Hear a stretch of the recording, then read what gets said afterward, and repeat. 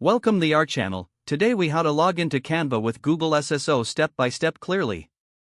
To begin, open your preferred web browser.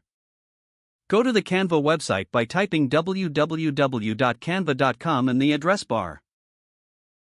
Once the page loads, look for the login button at the top right corner. Click on the login button. You will be directed to the login options page. Here, you will see multiple login choices. Find the Continue with Google option. Click on the Continue with Google button. A new window will pop up, displaying your Google account options.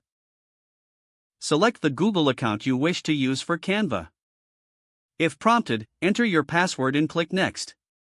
You may be asked to grant Canva permission to access your Google account. Review the permissions and click Allow to proceed. After granting permissions, you will be redirected back to Canva. You should now be logged into your Canva account. Explore the features available to you as a logged-in user. That completes the login process using Google SSO.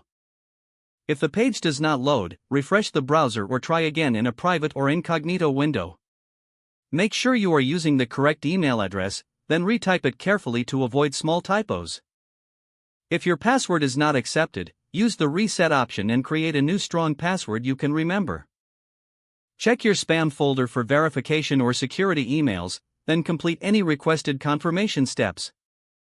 Enable two-factor authentication if available to improve account security and reduce unauthorized access risk. After signing in, review your profile details so your contact information and settings are accurate and current. If you see an error message, note it down and try again after restarting your device and internet connection. Log out when you finish, especially on shared devices, to keep your account and payment information secure. If the page does not load, refresh the browser or try again in a private or incognito window.